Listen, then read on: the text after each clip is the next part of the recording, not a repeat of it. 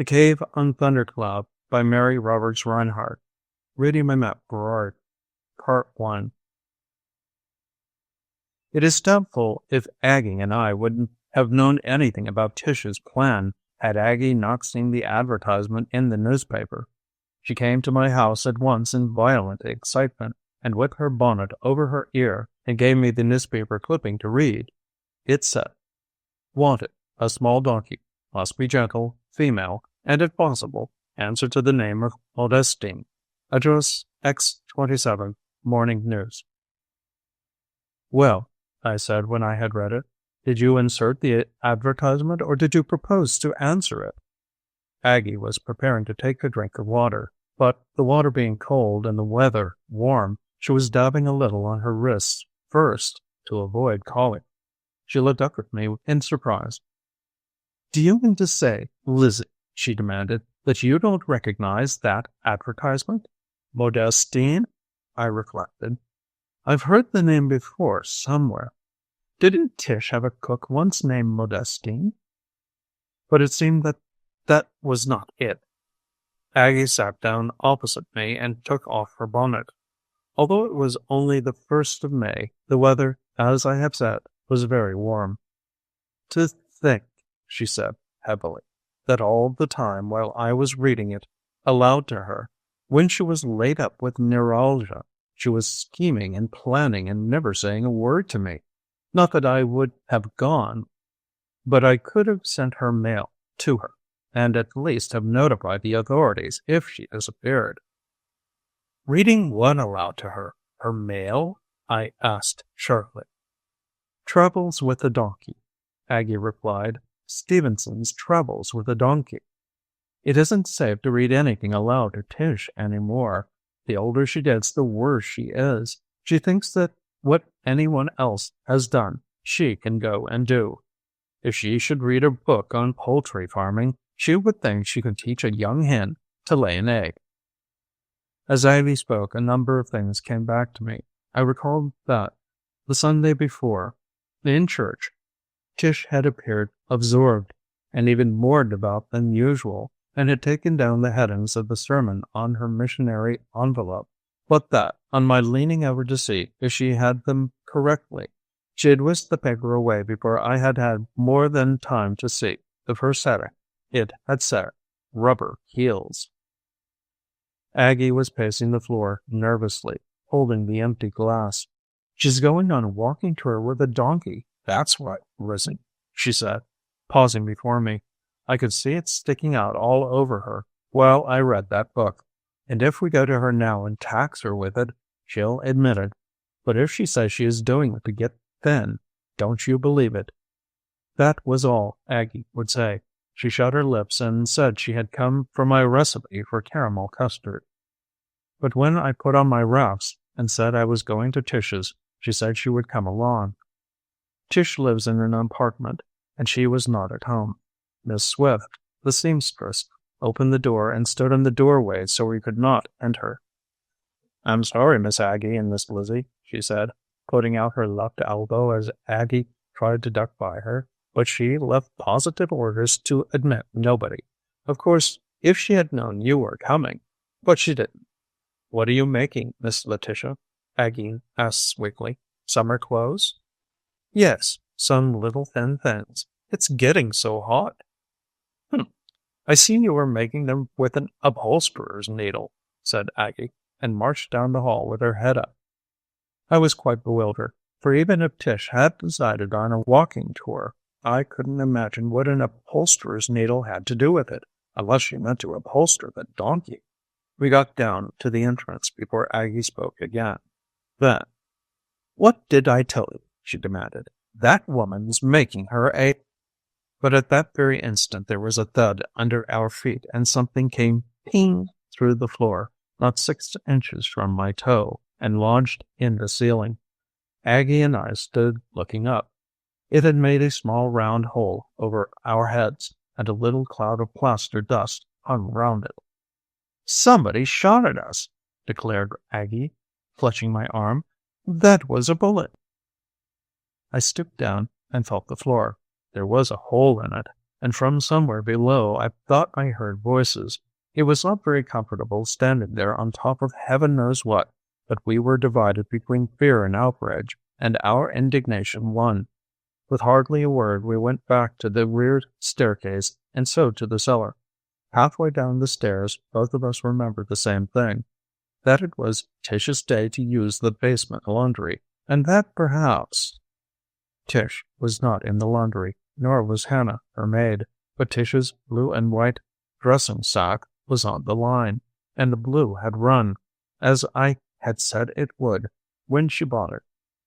In the furnace room beyond, we heard voices, and Aggie opened the door. Tish and Hannah were both there. They had not heard us. "Nonsense," Tish was saying. "If anybody had been hit, we'd have heard a scream. Or if they were killed, we'd have heard 'em fall." "I heard a sort of yell," said poor Hannah. "I don't like it, Miss Tish. The time before you just missed me." "Why did you stick your arm out?" demanded Tish. "Now take that broomstick, and we'll start again. Did you score that?" "How'll I score it?" asked Hannah. "Hit or miss?" She went to the cellar wall and stood waiting, with a piece of charcoal in her hand. The whitewashed wall was marked with rows of X's and ciphers. The ciphers were dominated. "Mark it a miss." "But I heard a yell." "Fiddle-dee-dee. Are you ready?" Tish had lifted a small rifle into position and was standing, with her feet apart, pointing it at a white target hanging by a string from a rafter. As she gave the signal, Hannah sighed, and, picking up a broom handle, started the target to swaying, pendulum fashion. Tish followed it with the gun. I thought things had gone far enough, so I stepped into the cellar and spoke in ringing tones. "Letitia Carberry," I said, sternly. Tish pulled the trigger at that moment, and the bullet went into the furnace pipe. It was absurd, of course, for Tish to blame me for it, but she turned on me in a rage. "Look what you made me do," she snapped. "Can't a person have a moment's privacy?" "What I think you need," I retorted, "is 6 months' complete seclusion in a sanitarium." "You nearly shot us in the upper hall," Aggie put in warmly. "Well, as long as I didn't shoot you in the upper hall or any other place, I guess you needn't fuss," said Tish. "Ready, Hannah." This time she shot Hannah in the broom handle and practically put her hors de combat. But the shot immediately after was what Tish triumphantly called a clean bullseye. That is, it hit the center of the target. That is the time to stop when one has made a bullseye in any sort of achievement, I take it. And Tish is nobody's fool. She took off her spectacles and wiped perspiration and gunpowder streaks from her face. She was immediately in high good humor. "Every unprotected female should know how to handle a weapon," she said, oracularly, and sitting down on the edge of the coal bin, proceeded to swab out the gun with a wad of cotton on the end of a stick. "The poker has been good enough for you for 50 years, I retorted. "And if you think you look sporting, or anything but idiotic, sitting there in a flowered kimono and swapping out the throat of that gun—" Just then, the janitor came down, and Tish gave him $1 for the use of the cellar. It did not mention the furnace pipe. Aggie and I glanced at each other. Tish's demoralization had begun. From that minute to the long and entirely false story she told the red-bearded man in Thundercloud Glen several days later, she trod, as Aggie truthfully said, the downward path of mendacity, bringing up in the county jail and hysterics. We went upstairs, Tish ahead and Aggie and I 2 flights behind, believing that Tish with an unloaded gun was 1,000 times more dangerous than any outlaw with an entire arsenal loaded to the muzzle. We had a cup of tea in Tish's parlor, but she kept us out of the bedroom, where we could hear Miss Swift running the sewing machine. Finally, Aggie set out of a clear sky. "Have you had any answers to your advertisement?" Tish, who had been about to put a slice of lemon in her tea, put it in her mouth instead and stared at us both. "What advertisement?" "We know all about it, Tish," I said, "and if you think it proper for a woman of your age to go adventuring with only a donkey for company—" "I've had worse," Tish snapped, "and I'm not able yet, as far as my age goes. If I want to take a walking tour, it's my affair, isn't it?" "You can't walk with your bad knee," I objected. Tish sniffed. "You're envious, that's what," she sneered. "While you are sitting at home, overeating and oversleeping and getting fat in mind and body, I shall be on the broad highway, walking between hedgerows of flowering, between hedgerows. While you sleep in stuffy upholstered rooms, I shall lie in woodland glades in my sleeping bag and see overhead the constellation of what's its name. I shall talk to the birds, and the birds will talk to me." Sleeping bag? That was what Aggie had meant that Miss Swift was making. "What are you going to do when it rains?" "It doesn't rain much in May. Anyhow, a friendly farmhouse and a glass of milk, even a barn." Aggie got up with the light of desperation in her eyes. Aggie hates woods and gnats, has no eye for nature, and for almost half a century has pampered her body in a feather-bed poultice, with the windows closed until the 1st of June each year. Yet Aggie rose to the crisis. "You shan't go alone, Tish," she said stoutly. "You'll forget to change your stockings when your feet are wet, and you can't make a cup of coffee fit to drink. I'm going too." Tish made a gesture of despair, but Aggie was determined. Tish glanced at me. "Well," she snapped, "we might as well make it a family excursion. Aren't you coming along, too, to look after Aggie?" "Not at all," I observed calmly. "I'll have enough to do looking after myself. But I like the idea, and since you've invited me, I'll come, of course." At first, I am afraid, Tish was not particularly pleased.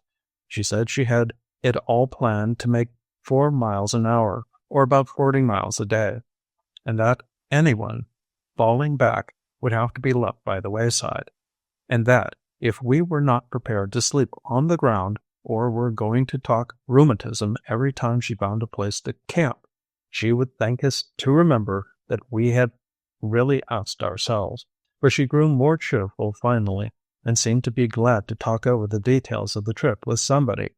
She said it was a pity we had not had some practice with firearms, for we would each have to take a weapon, the mountains being full of outlaws, more than likely.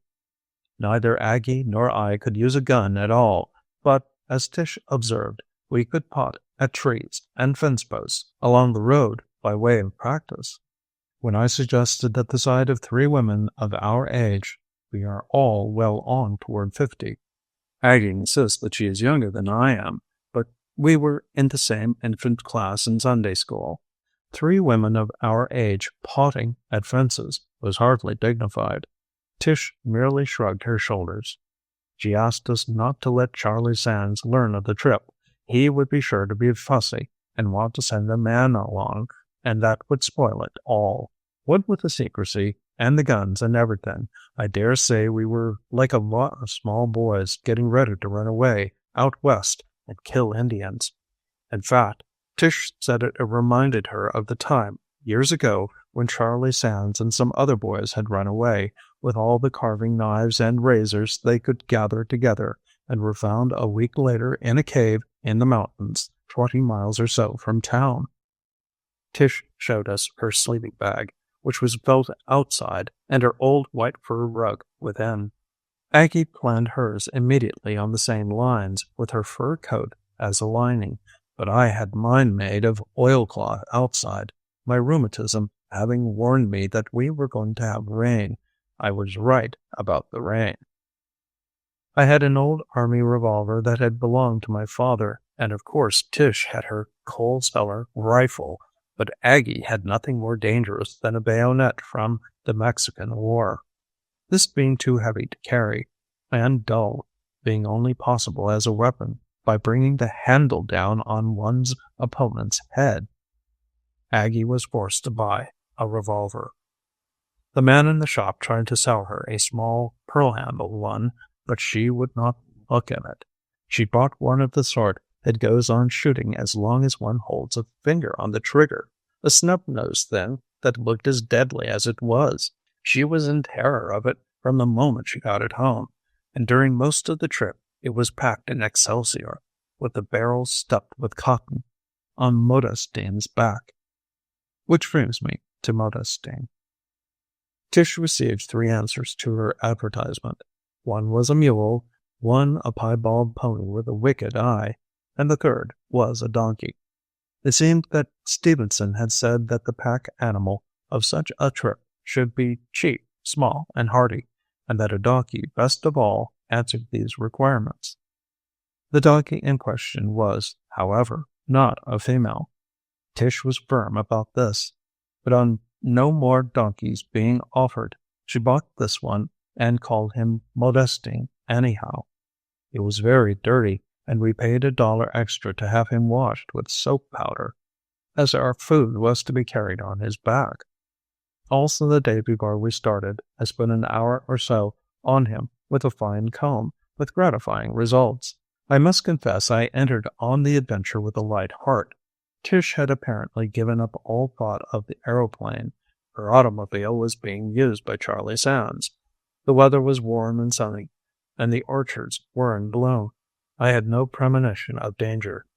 The adventure, reduced to its elements of canned food, alcohol lamp, sleeping bags, and toothbrushes, seemed no adventure at all, but a peaceful and pastoral excursion by 3 middle-aged women into green fields and pastures new. We reckoned, however, without Aggie's missionary dime. Aggie's church had sent each of its members a 10-cent piece, with instructions to invest it in some way and to return it multiplied as much as possible in 3 months. This was on Aggie's mind, but we did not know it until later. Really, Aggie's missionary dime is the story.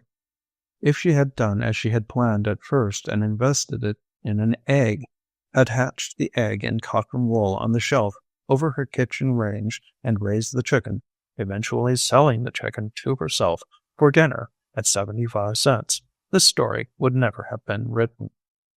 What the dime really bought was a glass of jelly wrapped in a 2-day-old newspaper. But to go back, we were to start from Tish's at dawn on Tuesday morning. Modestine's former owner had agreed to bring him at that hour to the alley behind Tish's apartment. On Monday, Aggie and I sent over what we felt we could not get along without, and about 5 we both arrived. Tish was sitting on the floor, with luggage scattered all round her, and heaped on the chairs in bed. She looked up witheringly when we entered.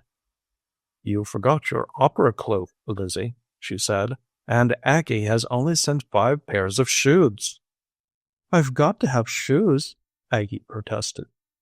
"If you've got to have 5 pairs of shoes, 6 white petticoats, summer underwear, intermediates and flannels, a bathrobe, 6 bath towels, and a sunshade, not to mention other things, you want an elephant, not a donkey." "Why do we have a donkey?" I asked. "Why don't we have a horse and buggy and go like Christians?" "Because you and Aggie wouldn't walk if we did," snapped Tish. "I know you both. You'd have rheumatism or a corn, and you'd take your walking trip sitting. Besides, we may not always keep to the roads. I'd like to go up into the mountains." Well, Tish was disagreeable, but right. As it turned out, the donkey, being small, could only carry the sleeping bags, our portable stove, and the provisions. We each were obliged to pack a suitcase and carried that. We started at dawn the next day. Hannah came down to the alley and didn't think much of Modestine. By the time he was loaded, a small crowd had gathered, and when we finally started off, Tish ahead with Modestine's bridle over her arm, and Aggie and I behind with our suitcases, a sort of cheer went up. It was, however, an orderly leave-taking, perhaps owing to the fact that Tish's rifle was packed in full view on Modestine's back. I have a great admiration for Tish. She does not fear the pointing finger of scorn. She took the most direct route out of town, and by the time we had reached the outskirts, we had a string of small boys behind us, like the tail of a kite. When we reached the cemetery and sat down to rest, they formed a circle round us and stared at us. Tish looked at her watch. We had been an hour and 20 minutes going 2 miles. Part 2. We were terribly thirsty, but none of us cared to drink from the cemetery well. In fact, the question of water bothered us all that day. It was very warm, and after we left the suburban trolley line, where motormen stopped the cars to look at us and people crowded to the porches to stare at us, the water question grew serious. Tish had studied sanitation, and at every farm we came to, the well was improperly located. Generally, it was immediately below the pigsty.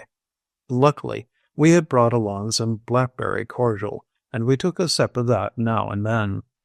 But the suitcases were heavy, and at 11 o'clock, Aggie said the cordial had gone to her head, and she could go no farther. Tish was furious. "I told you how it would be," she said. "For about 40 years you haven't used your legs except to put shoes and stockings on. Of course, they won't carry you."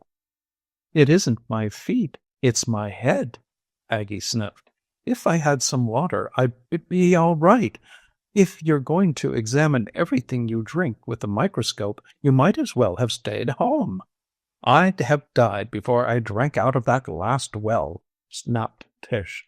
"One could tell by looking at that woman that there are dead rats and things in the water." "You are not so particular at home," Aggie asserted. "You use vinegar, don't you? And I'm sure it's full of wrigglers. You can see them when you hold the cruet to the light." We got her to go on, finally, and at the next well we boiled a pailful of water and made some tea. We found a grove beside the road and built a fire in our stove there, and while Modestine was grazing we sat and soaked our feet in a brook and looked for blisters.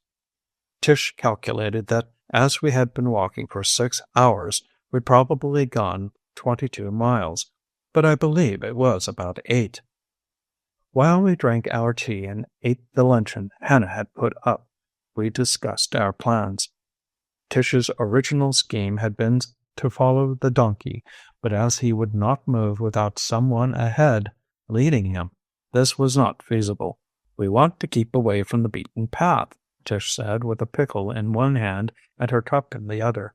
"These days automobiles go everywhere. I'm in favor of heading straight for the mountain."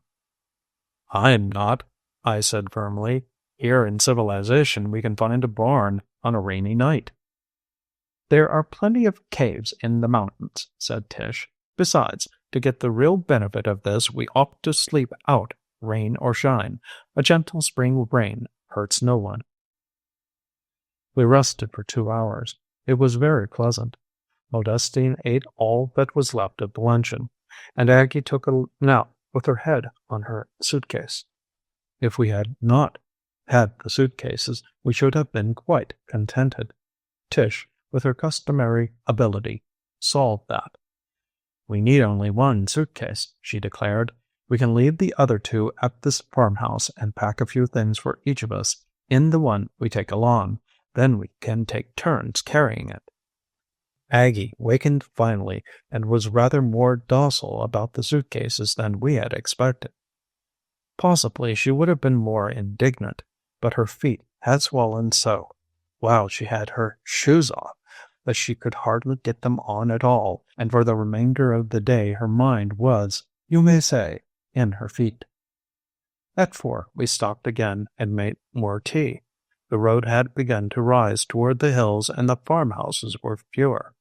Ahead of us loomed Thundercloud Mountain, with the Camel's Back to the right of it.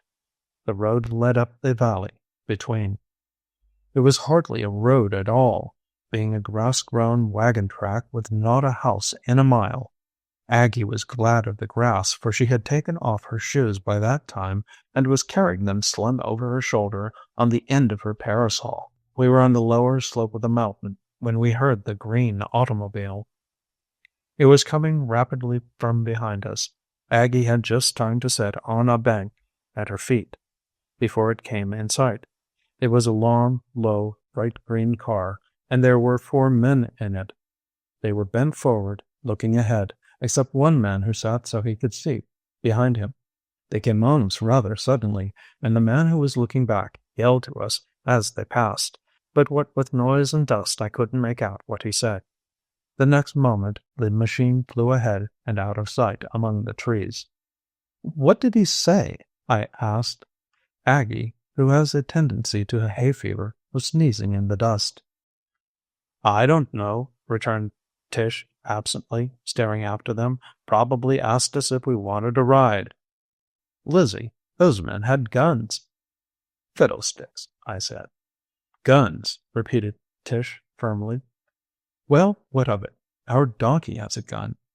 And as at that instant the sleeping bags and provisions slid gently round under Modestine's stomach, the green automobile and its occupants passed out of our minds for a while. By the time we had got the things on Modestine's back again, we were convinced he had been a mistake.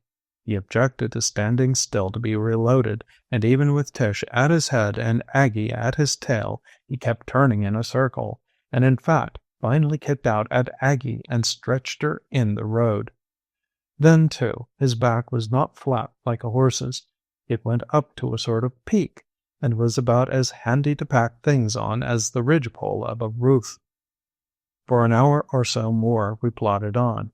Tish, who is an enthusiast about anything she does, kept pointing out wildflowers to us and talking about the unfortunates back in town under roast. But I kept thinking of a broiled lamb chop with new potatoes, and my whole being revolted at the thought of supper out of a can. At twilight we found a sort of recess in the valley, level and not too thickly wooded, and while Tish and I set up the stove and lighted a fire, Aggie spread out the sleeping bags and got supper ready. We had canned salmon and potato salad. We ate ravenously, and then, taking off our shoes and our walking suits, and getting into our flannel kimonos, and putting up our crimps, for we were determined not to lapse into slovenly personal habits, we were ready for the night. Tish said there were all sorts of animals on Thundercloud, so we built a large fire to keep them away. Tish said this was the customary thing, being done in all the adventure books she had read. Aggie had to be helped into her sleeping bag, her fur coat having been rather skimp. But once in, she said it was heavenly, and she was asleep almost immediately. Tish and I followed, and I found I had placed my bag over a stone. I was, however, too tired to get up. I lay and looked at the stars twinkling above the tree-tops, and I felt sorry for people who had nothing better to look at than a wallpaper ceiling. Tish, next to me, was yawning. "If there are snakes," she observed drowsily, "they are not poisonous, I should think. And anyhow, no snake could strike through these heavy bags." She went to sleep at once, but I lay there thinking of snakes for some time.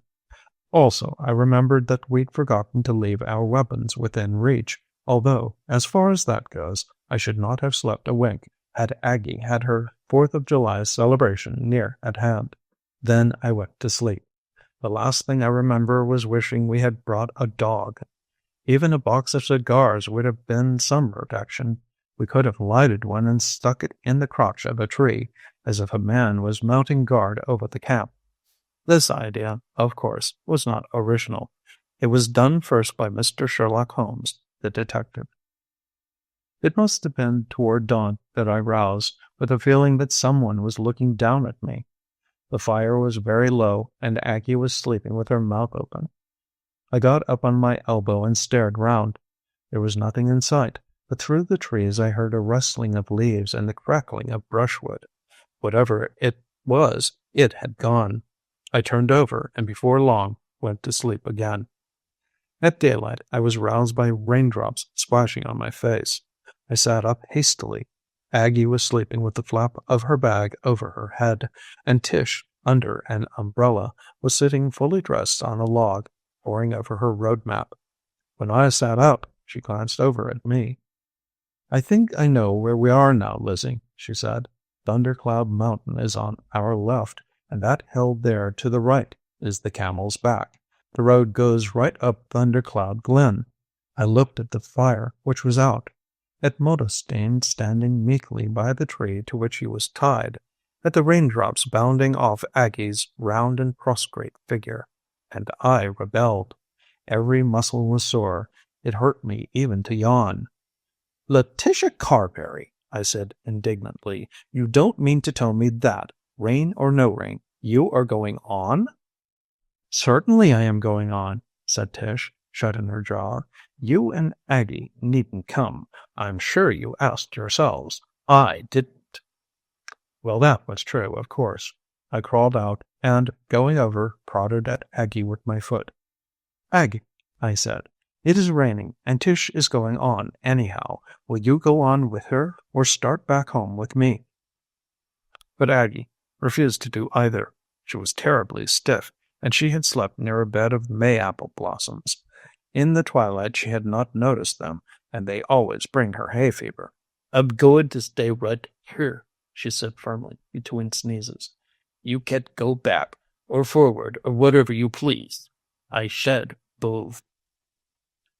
Tish was marking out a route on the road map by making holes with a hairpin, and now she got up and faced us. "Very well," she said. "Then get your things out of the suitcase, which happens to be mine. Lizzie, the canned beans and the sardines are yours. Aggie, your potato salad is in those 6 screw-top jars. Come, Modestine." She untied the beast and, leading him over, loaded her sleeping bag and her share of the provisions on his back. She did not glance at us. At last, when she was ready, she picked up her rifle and turned to us. "I may not be back for a week or 10 days, she said icily. "If I'm longer than 2 weeks, you can start Charlie Sands out with a posse." Charlie Sands is her nephew. "Come, Modestine," said Tish again, and started along. It was raining briskly by that time, and thundering as if a storm was coming. Aggie broke down suddenly. "Tish, Tish," she wailed. "Oh, Lizzie, she'll never get back alive. Never. We have killed her."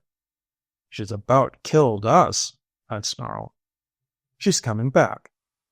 Sure enough, Tish had turned and was stalking back in our direction. "I ought to leave you where you are," she said disagreeably, "but it's going to storm. If you decide to be sensible, somewhere up in the valley is the cave Charlie Sands hid in when he ran away. I think I can find it." It was thundering louder now, and Aggie was giving a squeal with every peal. We were too far gone for pride. I helped her out of her sleeping bag, and we started after Tish and the donkey. The rain poured down on us. At every step, torrents from Thundercloud and the Camel's Back soaked us. The wind howled up the ravine, and the lightning played round the treetops. We traveled for 3 hours in that downpour. Part 3. Only once did Tish speak, and then we could hardly hear her above the rush of water and roar of the wind. "There's one comfort," she said, wading along knee-deep in a torrent. "These spring rains give nobody cold." An hour later she spoke again, but that was at the end of that journey. "I don't believe this is the right valley after all," she said. "I don't see any cave." We stopped to take our bearings, as you may say, and as we stood there, looking up, I could have sworn that I saw a man with a gun peering down at us from a ledge far above. But the next moment he was gone, and neither Tish nor Aggie had seen him at all. We found the cave soon after, and climbed to it on our hands and knees, pulling Modestine up by his bridle. A more outrageous quartet it would have been impossible to find, or a more outraged one. Aggie let down her dress, which she had pinned round her waist, releasing about a quart of water from its folds, and stood looking about her with a sneer. "I don't think much of your cave," she said. "It's little, and it's dirty." "It's dry," said Tish tartly. "Why stop at all?" Aggie said sarcastically. "Why not just have kept on? We couldn't get any wetter. Yes, I added, between flowering hedgerows. And of course, these spring rains give nobody cold. Tish did not say a word. She took off her shoes and her skirt, got her sleeping bag off Modestine's back, and went to bed with the worst attack of neuralgia she had ever had. That was on Wednesday, late in the afternoon. It rained for 2 days. We built a fire out of the wood that was in the cave and dried out our clothes and heated stones to put against Tish's right eye and brought in wet branches to dry against the time when we should meet them. Aggie sneezed incessantly in the smoke, and Tish groaned in her corner. I was about crazy. On Thursday, when the edge of the neuralgia was gone, Tish promised to go home the moment the rain stopped and the roads dried. Aggie and I went to her together and implored her. But, as it turned out, we did not go home for some days, and when we did... By Thursday evening, Tish was much better. She ate a little potato salad, and we sat round the fire, listening to her telling how they had found the runaways in this very cave. They had taken all the hatchets and kitchen knives they could find and started to hunt Indians, she was saying. They got as far as this cave, and one evening about this time they were sitting round the fire like this, when a black bear... We all heard it at the same moment. Something was scrambling and climbing up the mountainside to the cave. Tish had her rifle to her shoulder in a second, and Aggie shut her eyes. But it was not a bear that appeared at the mouth of the cave and stood blinking in the light. It was a young man. "I beg your pardon," he said, peering into the firelight, "but you don't happen to have a spare box of matches, do you?" Tish lowered the rifle. "Matches?" she said. "Why, certainly, Aggie. Give the gentleman some matches." The young man had edged into the cave by that time, and we saw that he was limping and leaning on a stick. He looked round the cave approvingly at our 3 sleeping bags in an orderly row, with our toilet things set out on a clean towel on a flat stone, and a mirror hung above, and at our lantern on another stone, with magazines and books grouped round it. Aggie, finding some trailing arbutus just outside the cave that day, had got 2 or 3 empty salmon cans about filled with it, and the fur rug from Tish's sleeping bag lay in front of the fire. The effect was really civilized. "It looks like a drawing room," said the young man, with a long breath. "It's the first dry spot I've seen for 2 days, and it looks like heaven to a lost soul." "Where are you stopping?" "I am not stopping. I am on a walking tour, or was until I hurt my leg." "Don't you think you'd better wait until things dry up?" "And starve?" he asked. "The woods are full of nuts and berries," said Tish. "Not in May. And there is plenty of game." "Yes, if one has a weapon," he replied. "I lost my gun when I fell into Thunder Creek. In fact, I lost everything except my good name. What's that thing of Shakespeare's? Who steals my purse steals trash. But he... Aggie found the matches just then and gave him a box. He was almost pathetically grateful. Tish was still staring at him. To find on Thunder Cloud Mountain a young man who quoted Shakespeare and had lost everything but his good name, even Stevenson could hardly have had a more unusual adventure. "What are you going to do with the matches?" she demanded, as he limped to the cave mouth. "Light a fire if I can find any wood dry enough to light.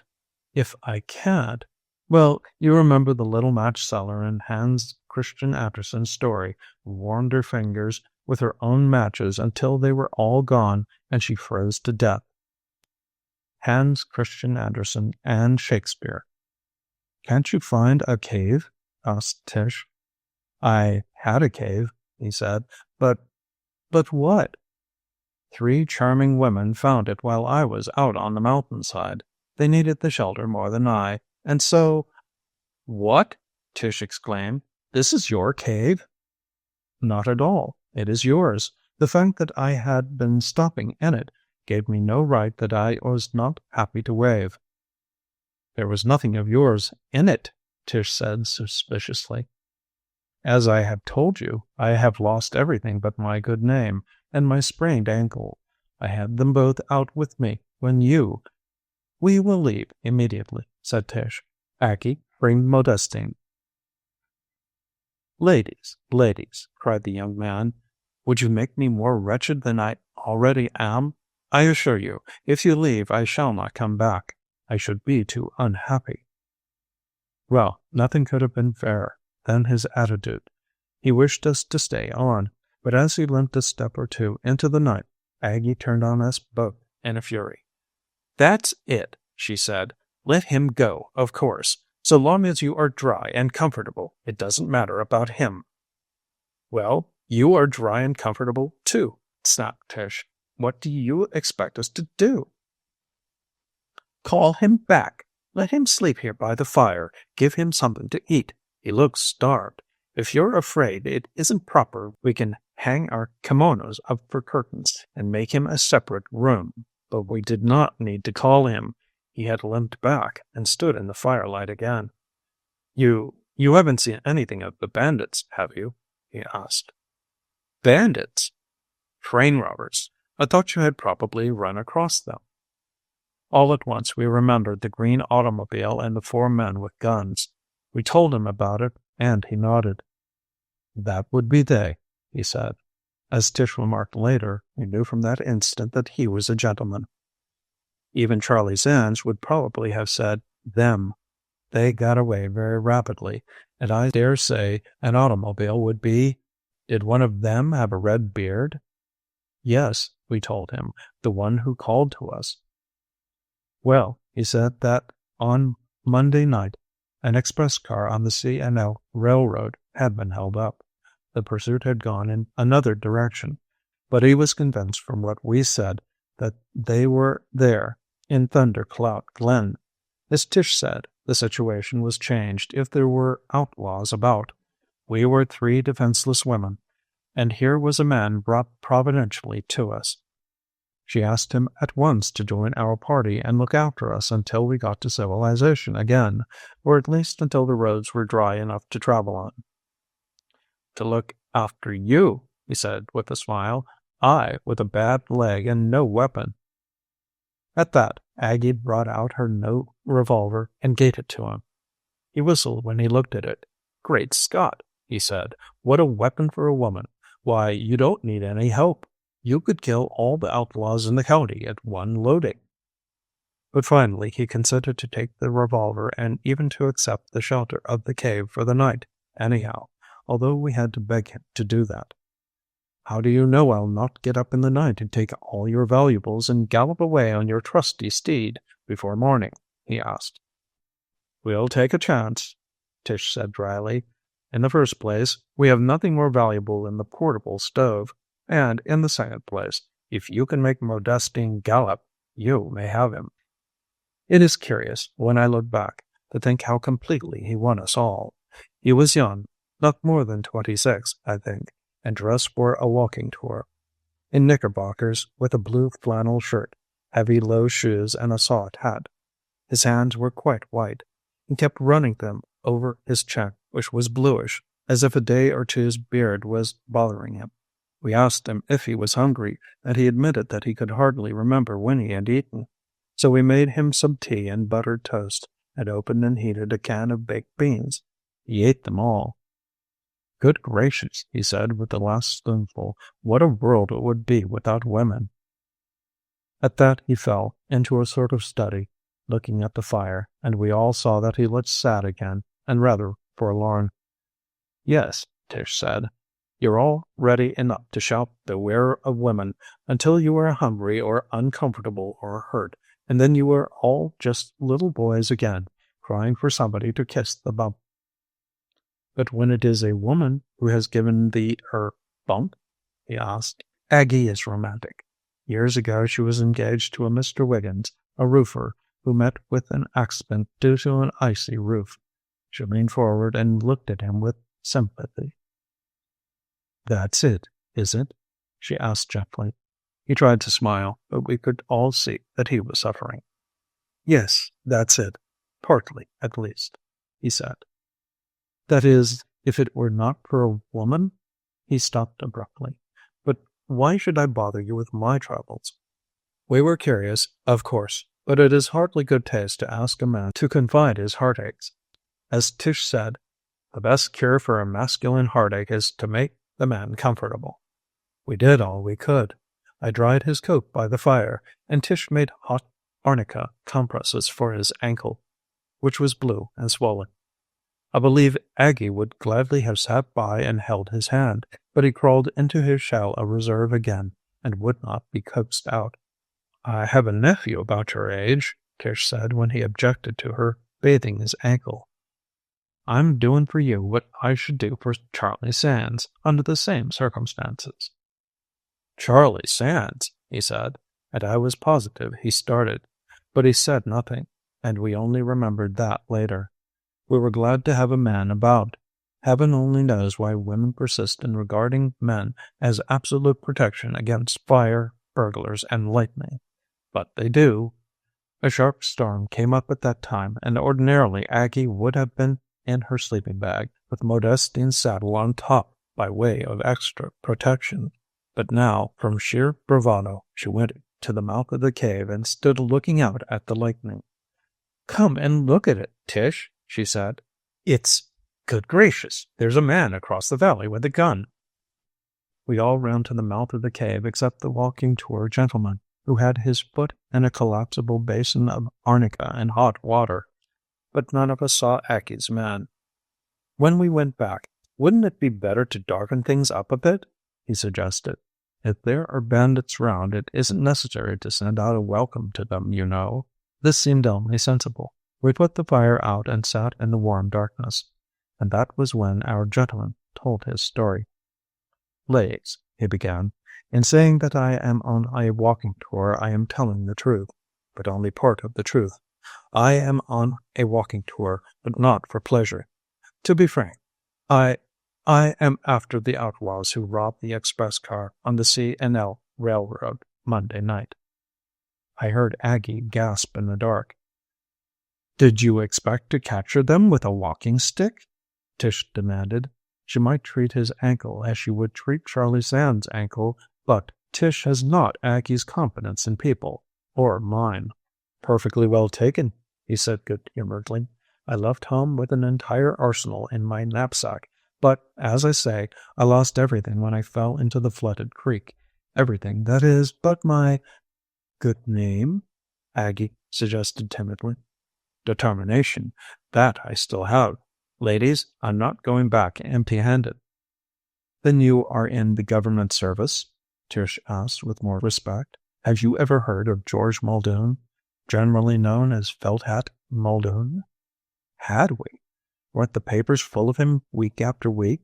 Wasn't it Muldoon who had brought back the communion service to my church with nothing missing and only a dent in one of the silver pitchers? Hadn't he just sent up Tish's own Italian fruit dealer for writing blackhand letters? Wasn't he the best sheriff the county had ever had? "Muldoon!" gasped Tish. "You, Muldoon?" "Not tonight, or for the next 2 or 3 days. After that, tonight, ladies, and for a day or two, why not adopt me to be your nephew? What was his name? Sands? Accompanying you on a walking tour?" "Adopt him? The great Muldoon? We have married him." If he had said the word, name and all. We sat back and stared at him, open-mouthed, to think that he had come to us for help, and that in aiding him we were furthering the cause of justice. He talked for quite a long time in the darkness, telling us of his adventures. He remembered perfectly about getting back the silver for the church, and about Tish's Italian, and then, at last, finding us good listeners, he told about the girl. "Is it, money?" Aggie recklessly asked. "Well, partly," he admitted. "I don't make much, of course." "But with the rewards and all that?" asked Aggie, who'd been sitting forward with her mouth open. "Rewards? Oh, well, of course I get something that way. But it isn't studded money. A chap can't very well go to a girl's father and tell him that, if somebody murders somebody else and escapes, and he captures him, he could pay the rent and the grocery bill." Is she pretty? Asked Aggie. Beautiful. His tone was ardent enough to please even Aggie. He sat without speaking for a time, and none of us liked to interrupt him. Outside it had stopped raining, and the moon was coming up over the camel's back. We could hear Modestine stirring in the thicket, and a watery ray of moonlight came into the cave and threw our shadows against the wall. If only, said Sheriff Muldoon thoughtfully, if only I could get my hands on that chap with a red beard. We all went to bed soon after. Aggie, as usual, went to sleep at once, and soon, from behind, a kimono screen across the cave, loud noises told us that Mr. Muldoon also slept. It was then that Tish crept over and put her mouth to my ear. That may be Muldoon all right, she whispered, but if it is, he's got a wife and 2 children. Mrs. Muldoon is related to Hannah. Part 4. Somehow, with the morning, our suspicions, if we had any, vanished. Mr. Muldoon had been up at dawn, and when we wakened, he had already brought water from a nearby spring and was boiling some in the tea kettle. Seen by daylight, he was very good-looking. He had blue eyes with black lashes and dark brown hair, and a habit of getting up when any of us did that kept him on his feet most of the time. His limp was rather better, or his ankle. That's what a little mothering has done for me, he said gaily, over his coffee and mackerel. It's a long time since I've had anyone to do anything like that for me. But surely your wife, began Tish. He started and changed color. We all saw it. My wife? You've got a wife and 2 children, haven't you? He looked at us all and drew a long breath. Ladies, he said, I see some of my painful history is known to you. May I ask, is it too much to beg that we do not discuss that part of my life? Tish apologized at once. We could not tell, from what he said, whether he had been divorced or had lost them all from scarlet fever. Whichever it was, I must say he was not depressed for very long, although he had reason enough for depression, as we soon learned. It's like this, he said. They know I'm here in the glen. The outlaws, I mean. The red-bearded man, Naismith, has sworn to get me. Get you? From Maggie. Shoot me. The other 3 all owe me grudges too, but Naismith's the worst. He's just out of the pen. I got him a 10-year sentence for this very thing, robbing an express car. 10 years, I exclaimed. You look as if you hadn't shaved in 10 years. He looked at me and smiled. I'm older than you think, he said. And anyhow, he got a lot off for good behavior. It's outrageous, the discount that's given to a criminal for behaving himself. He got, I think I am right when I say, yes, he was sent up in 07. He got 7 years off his sentence. We all thought that this was a grave mistake, and Tish, whose father was once warden of the penitentiary, observed that there was nothing like that in old times, and she would write to the governor about it. Tish has written to the governor several times, the last occasion being the rise in price of brooms. It's like this, said Mr. Muldoon. They've got the glen guarded. There's a man at each end, and the rest are covering the hilltops. A squirrel couldn't get out without their knowledge.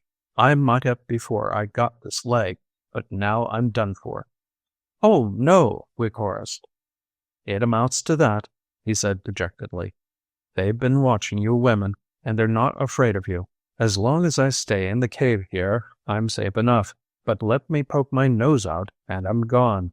It's an awful thing to have to hide behind a woman's petticoats. We could only silently sympathize. It was bright and clear that day. The sun came out and dried the road below. It would have been a wonderful day to go on, but none of us thought of it. As Tish said, here was a chance to assist the law, and a fellow being in peril of his life. Our place was there. Even had we doubted Mr. Muldoon's story, we had proof of it before noon. A man with a gun came out on a ledge of rock across the valley, and stood, with his hands to his eyes, peering across at our cave. Tish was hanging some of our clothing out to dry, and although she saw the outlaw as well as we did, she did not flinch. After a time, the man seemed satisfied and disappeared. Tish came into the cave then and took a spoonful of blackberry cordial. As we knew, her intrepid spirit had not quailed. But, as she said, one's body is never as strong as one's soul. Her knees were shaking. We put in a quiet and restful afternoon. Mr. Muldoon had a pack of cards with him, and we played whist. He played a very fair game, but he was on the alert all the time. At every sound he started, and once or twice he slipped out into the thicket and searched the glen in every direction with his eyes. He had asked us, if the outlaws surprised us, to say that he was Tish's nephew, Charlie Sands, and to stick to it. "Unless it's Naismith," he said, "he knows me." From that to calling us Aunt Tish, Aunt Aggie, and Aunt Lizzie was very easy. At 4 o'clock we stopped playing, with Mr. Muldoon easily the winner, and Aggie made fudge for everybody. Late in the afternoon, Tish pulled me aside. She said she did not want Mr. Muldoon to feel that he was a burden, or that we were almost out of provisions. We had expected to buy eggs, milk, and bread at farmhouses, and instead we had been shut up in the cave. She thought there was a farm up the glen, having heard a cowbell, and she wanted me to go and find out. "Go yourself," I said, somewhat rudely. "If you want to be shot down in your tracks by outlaws, well and good. I don't." Aggie, called aside, refused as firmly as I had. Tish stood and looked at us both with her lip curling. "Very well," she said coldly, "I shall go. But if I get my neuralgia again from wading through the creek bottom, don't blame me." She put on her overshoes, and taking a tin bucket for milk and her trusty rifle, she started while Mr. Muldoon was showing Aggie a new game of solitaire. I went to the cave mouth with her and listened to the crackling of twigs as she slid down into the valley. She came into view at the bottom much sooner than I had expected, having, as I learned later, slipped on a loose stone and rolled fully half the way down. The next 2 hours seemed endless. Mr. Muldoon, tiring of solitaire, had rolled himself up in a corner and was peacefully sleeping, with his injured foot on Aggie's hot pillow. Aggie and I sat on guard, one on each side of the cave mouth, and stared down at the valley, which was darkening rapidly. Tish had been gone 2 hours and a half, and no sign of her, when Aggie began to cry softly. "She'll never come back," she whimpered. "The outlaws have got her and killed her. Oh, Tish, Tish!" "Why would they kill her?" I demanded. "Because she's trying to buy milk and eggs?" Because she knows too much," Aggie wailed. "We've found their lair, that's why. Don't tell me this isn't an outlaw's cave. It's just built for it. They'll do away with her, and then they'll come after us." Aggie never carries a secret weight in her bosom. She always opens up her heart to the nearest listener. This probably relieves Aggie, but it does not make her a cheerful companion. 8 o'clock and darkness came, and still no Tish. I went into the cave and brought out my gun, and Aggie roused Mr. Muldoon and explained the situation to him. He grew quite white. "Good heavens!" he exclaimed. "What possessed her anyhow? To the farmhouse? Why, they'll—" His face, more than his words, convinced us that the matter was really serious. He examined Aggie's revolver, which he mostly carried in his hip pocket, and, going to the mouth of the cave, listened carefully. Everything was quiet. The cave and both sides of the valley were in deep shadow, but over the ridge of the Camel's Back, across from us, there was still a streak of red sunset light. Mr. Muldoon looked and pointed. Against the background of crimson cloud, a man's figure stood out clearly. He was peering down toward us, although in the dusk he could hardly have seen us, and he carried a gun. Mr. Muldoon smiled faintly. "Well, they've spotted me, I guess," he said. "I'd better move on before I get you into trouble." They won't hurt women." "Why don't you shoot him?" Aggie asked. "It would be one bandit less. If you do arrest him, and he gets nearly all his sentence off for good behavior, he'll be out again in no time, doing more mischief." But at that moment, we saw the man on the hill throw his gun to his shoulder and aim at something moving below in the valley. Aggie screamed, and I believe I did also. "Tish!" cried Aggie. "He's shooting at Tish!" And at that instant, the bandit fired. He fired 3 times, and the noise of his gun echoed backward and forward among the hills. We thought we heard a yell from the valley. Then, the next second, there was a faint crack from below, and the outlaw's gun flew out of his hands. Mr. Muldoon's jaw dropped. "Did you see that?" he said feebly. "Did you see that shot?" The outlaw disappeared from the skyline, and perhaps 10 minutes later, Tish crawled up to the cave and put down a tin pail full of milk, a glass of jelly wrapped in a newspaper, and a basket of eggs. Aggie fell on her and cried with joy. "Be careful of those eggs," Tish warned her. "That outlaw charged me 40 cents a dozen." "You gave him a good fright, anyhow," said Aggie fondly. "Fright?" "When you shot at him." "Oh, that one. I'm talking about the woman, the farm." "And the one on the hill over there?" "Oh, well, you fired at me, and I fired back. That's all." With an air of exaggerated indifference, Tish swaggered into the cave and took off her overshoes. "Hurry up, supper, Ag," she said. Never before or since has she called Aggie Ag. "I'm starving." She said she had heard little or nothing. She had found the farmhouse, had bought her supplies from a surly woman, and had come away again. Asked by Mr. Muldoon if she had seen any men, she said she had seen a farmhand milking. That was all, except the outlaw on the hill.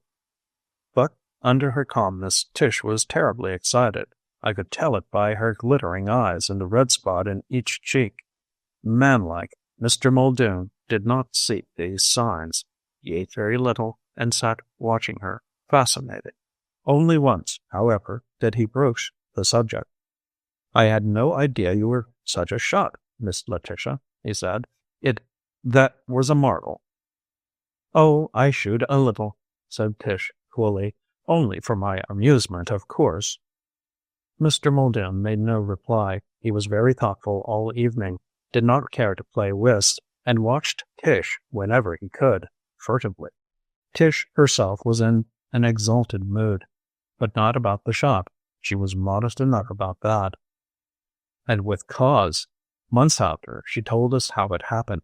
She said she was carrying the eggs and milk with her left hand and had the gun in her right when a shot struck a tree beside her. She was so startled that her finger pulled the trigger of her own rifle, which was pointed up, with the result we know of. She would probably never have confessed, even then, had she not taken rheumatic fever and thought she was dying. When Mr. Muldoon went out to fix Modestine for the night, Tish called us to the back of the cave. "I bought the milk and eggs," she said hurriedly, "and having a dime left, your missionary dime, Aggie, I borrowed it. I went back and bought a glass of jelly. Men like preserves." The woman wrapped it in a newspaper, and there is a full account of the robbery and of Muldoon being after the outlaws. He's after the outlaws, but he's after the reward, too.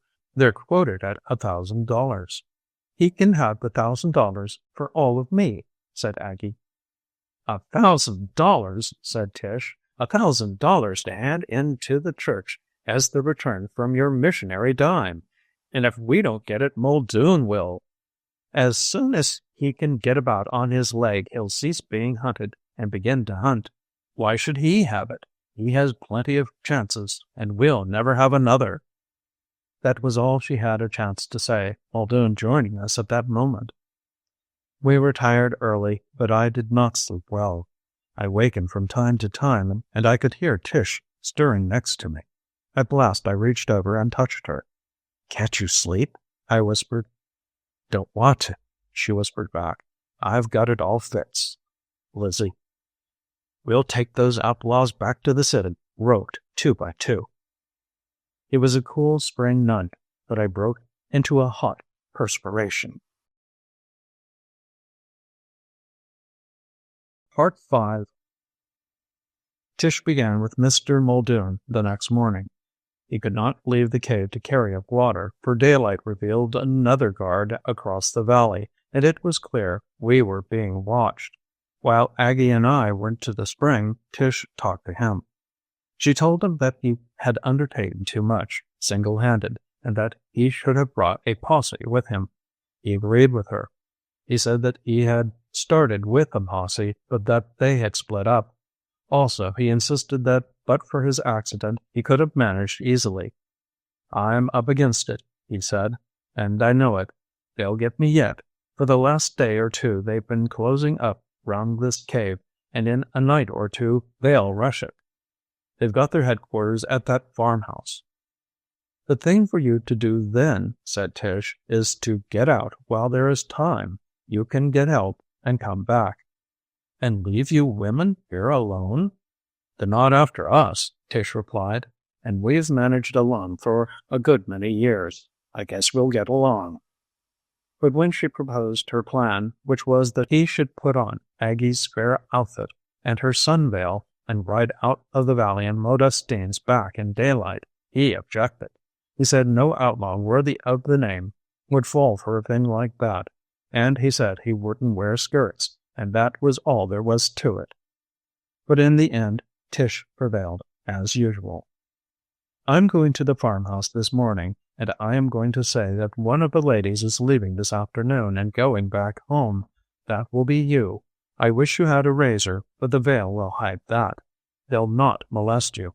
You'll not only look like Aggie, you'll be Aggie." Well, it seemed to be his best chance, although none of us dared to think what might happen if the hat flew off or Aggie's gray alpaca ripped at the seams. We worked feverishly all day, letting out the dress and setting forward the buttons on her raincoat. Mr. Muldoon was inclined to be sulky. He sat at the back of the cave, playing solitaire, and every now and then examining the road maps. Aggie was depressed, too. But, as Tish said, getting rid of Muldoon was the first step toward $1,000, and even if Aggie never got her gray alpaca again, it had seen its best days. That morning, while Aggie and I sewed and ripped, and Mr. Muldoon sat back in the cave with the road map on his knees, Tish went to the farmhouse.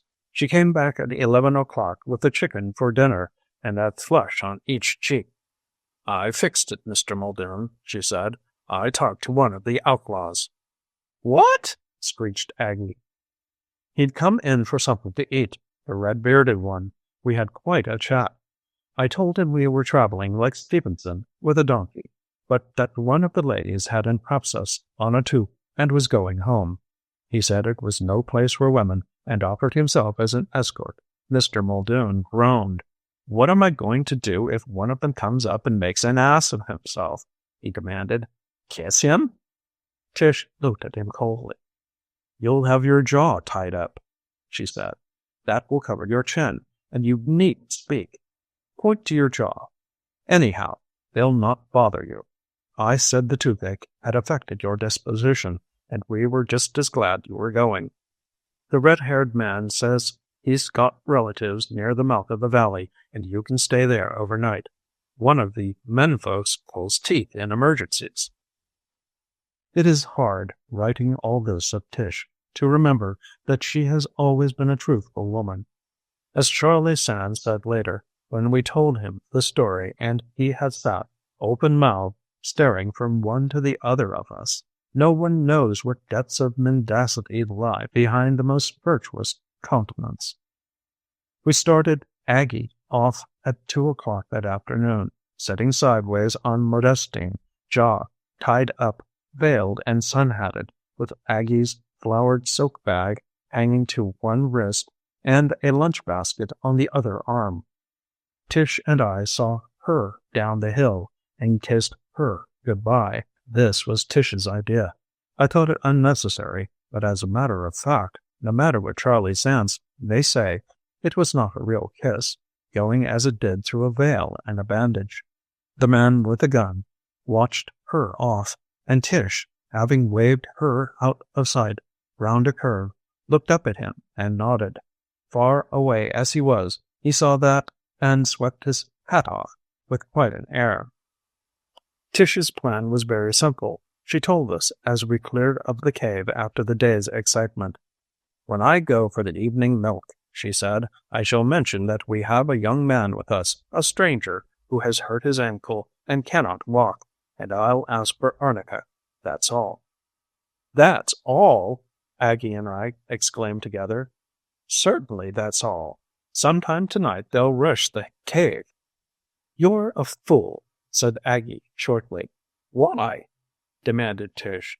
"We won't be in it. We'll be outside. The moment they are in, we'll start to shoot. Not one of them will dare to stick his nose out." When we told this to Charlie's hands, he slid entirely off his chair and sat on the floor. "Not really," he kept saying over and over. "You dreamed it. You must have. A thing like that." I hastened to explain. "Tish planned it," I said. I remember him looking at Tish, who was crocheting as she told the story, and moistening his lips. He was quite green in color. Part 6. Clipping from the Morning News of May the 7th. Sheriff ambushed. Remarkable experience of Muldoon and party in Thunder Cloud Glen. An extraordinary state of affairs was discovered by the relief party of constables, city and county detectives, and state constabulary sent to the relief of Sheriff Muldoon and his posse, who have been on the track of the C&L train bandits since last Monday. The relief party was sent out in response to a telephone message from a farmhouse in Thunder Cloud Glen and transmitted from the farmer's line to a long-distance wire. This message was to the effect that the sheriff and his posse, shut in a cave, were being held prisoners by the outlaws, being shot at steadily, and that so far every attempted escape had been thwarted by the terrific fire of the bandits. A relief party in automobiles was rushed at once to the scene. Thundercloud Glen is a narrow valley between the Camel's Back and Thundercloud Mountain. A mile or so from the entrance to the glen, the road, always bad and now almost washed away by the recent heavy rains, became impassable. The party abandoned the machines and, in skirmish order, proceeded up the glen. Within an hour's time, firing was heard, and the rescuers doubled their pace. Passing a bend in the valley, the scene of the outrage lay spread before them. On the left, the low mouth of a cave, and across the valley, on a slope of the Camel's Back, a faint cloud of smoke, showing where the outlaws had their lair. As the rescuers came in sight, the firing ceased, and an ominous stillness hung over the valley. The relief expedition had been seen by the imprisoned party also. Muldoon's well-known soft felt hat, tied to the end of a pole, was thrust from the cave mouth and waved vigorously up and down, showing that some of the imprisoned party still lived. One solitary shot was aimed at the hat, followed by profound quiet. Using every precaution, Deputy Sheriff Mulcahy deployed his men with the intention of closing in on the outlaws from all sides at the same time. At this time, an interesting interruption occurred. From the underbrush at the foot of the Camel's Back emerged 3 elderly women, their clothing in tatters and in the wildest excitement. They insisted that the outlaws were in the cave, and, hysterical with fright from their terrible experience, declared that they had been holding the bandits in check and demanded the reward for their capture. They were rational enough in other ways and explained that they had been on a walking tour with a donkey. There was, however, no donkey. Deputy Sheriff Mulcahy, who was noted for his gallantry, sent the 3 women to a safe place at the rear of the party and detailed a guard to make them comfortable. It being thought possible that the women were accomplices of the outlaws, precautions were also taken to prevent their escape. No trace of the outlaws was found. Sheriff Muldoon and his 3 deputies, now enabled to leave the cave, joined the searchers. Every inch of Thundercloud Glen was searched, but without result. Across from the cave mouth, behind a heap of fallen rocks, was found the spot from which the outlaws had been shooting. The ground was trampled and the rock chipped by the return fire from the cave. Here, too, was found a new automatic revolver, a small rifle, and another gun of antique pattern. In a crevice of rock was discovered a flowered silk bag containing various articles of feminine use, including a packet of powders marked hay fever, a small bottle labeled blackberry cordial, and a dozen or so unexploded cartridges for the revolver. Convinced now that the three women were accomplices of the outlaws, and this corroborated by Sheriff Muldoon's statement that he had positively seen one of the three women peering over the rock and aiming a rifle at him, and that the same woman, 2 days before, had fired at him from the valley, knocking his gun out of his hand, Deputy Sheriff Mulcahy promptly arrested the women and had them taken in an automobile to the city. At the jail, however, it was discovered that an unfortunate error had been made, and the ladies were released. They went at once to their homes. While their names have not been divulged, it is reported that they are well-known and highly esteemed members of the community, and much sympathy has been expressed for their disagreeable experience. Up to a late hour last night, no trace has been found of the outlaws. It is believed that they have left Thundercloud Glen and have penetrated farther into the mountains. Charles Sands came for us at the jail. He asked us no questions, which I thought strange, but he got a carriage and took us all to Tish's. He did not speak a word on the way except to ask us if we had no hats. On Tish's reply meekly that we had left them in the cave, he said nothing more, but sat looking like a storm until we drew up at the house. I dare say we did look curious. Our clothes were torn and draggled, and although we had washed at the jail, they were still somewhat powdered, streaked, and grimy. Charlie Sands led us into Tish's parlor and shut the door. Then he turned and surveyed the three of us. "Sit down," he said grimly. We sat. He stood looking down at each of us in turn. "I'll hear the story in a minute," he said, still cold and disagreeable. "But first of all, Aunt Tish, I want to ask you if you realize that this last escapade of yours is a disgrace to the family?" "Nothing of the sort," Tish asserted with something of her old spirit. "It was all for Aggie's missionary dime. A moment," he said, holding up his hand. "I'm going to ask a question. I'll listen after that. Did you or did you not hold up the C&L express car?" We were too astounded to speak, because if you did, he said, "missionary dime or no missionary dime, I shall turn you over to the authorities. I have gone through a lot with you, Aunt Tish, in the past year." Aggie and I expected to see Tish rise in majesty and point him out of the room, but to our amazement, she broke down and cried. "No," she said feebly, "we didn't rob the car. But, oh, Charlie, we nursed that wretch Muldoon, and fed him and sent him off on Modestine and Aggie's gray alpaca, and he got away. And if you say to go to jail, I'll go." "Muldoon? The wretch who said he was Muldoon, the train robber." Well, it took hours to tell the story, and when we had all finished and Aggie had gone to bed in Tish's spare room with hysteria, and Tish had gone to bed with tea and toast, Charlie Sands was still walking up and down the parlor, stopping now and then to mutter, "Well, I'm beat," and then going on with his pacing. Hannah brought me a cup of junket at 8 o'clock, for none of us had eaten dinner. I was sitting there with the cup in my lap when the doorbell rang. Charlie Sands answered it. It was a letter addressed to all three of us. We called Tish and Aggie, and they crept in, very subdued and pallid. Charlie Sands opened the letter and read it. "Dear and charming ladies, I am abject. What can I say to you, who have just come through such an experience on my account? How can I apologize or explain? Especially as I am confused myself as to what really happened. Did Muldoon actually attack the cave? Were you in it when he arrived? Or is it possible that, with my foolish fabrication in your mind, you attempted? But that is absurd, of course. Whatever occurred, and however that occurred, I am on my knees to you all. Even a real bandit would have been touched by your kindness. And I am not a real bandit any more than I am a real sheriff. I am an ordinary citizen, usually a law-abiding citizen, but as a result of a foolish wager at my club, brought about by the ease with which numerous trains have been robbed recently, I undertook to hold up a C&L train with an empty revolver, and to evade capture for a certain length of time.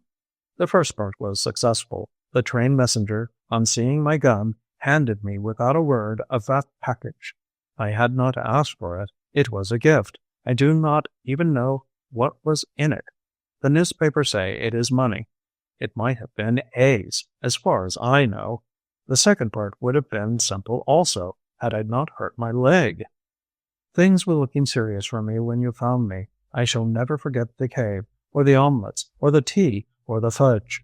I can never return your hospitalities, but one thing I can do. The express company offers a reward of $1,000 for my little package. Probably they are right, and it is not eggs. Whatever it is buried under the tree where we tied our noble steed, Modestine. Please return the package and claim the reward. If you have scruples against taking it, remember that the express company is rich, and the Fiji Islanders needy. Turn it in as the increased increment on Miss Aggie's missionary dime. Signed, the Outlaw of Thunder Cloud. We found the package, or Charlie Sands found it for us, and the express company paid us the reward. We gave it to Aggie, and with the exception of $50, she turned it all in at the church, where it created almost a riot. With the $50 we purchased, through Charlie Sands, a revolver with a silver inlaid handle, and sent it to the real Sheriff Muldoon. It eased our consciences somewhat. That was all last spring. It is summer now. Tish is talking again of flowering hedgerows and country lanes, but Aggie and I do not care for the country, and the mere sight of a donkey gives me a chill. Yesterday evening, on our way to prayer meeting, we heard a great noise of horns coming, and stopped to see a four in hand go by. A young gentleman was driving, with a pretty girl beside him. As we lined up at the curb, he turned, smiling from the girl, and he caught our eyes. He started, and then, bowing low, he saluted us from the box. It was Muldoon. End of The Cave on Thunder Cloud by Mary Roberts Rinehart.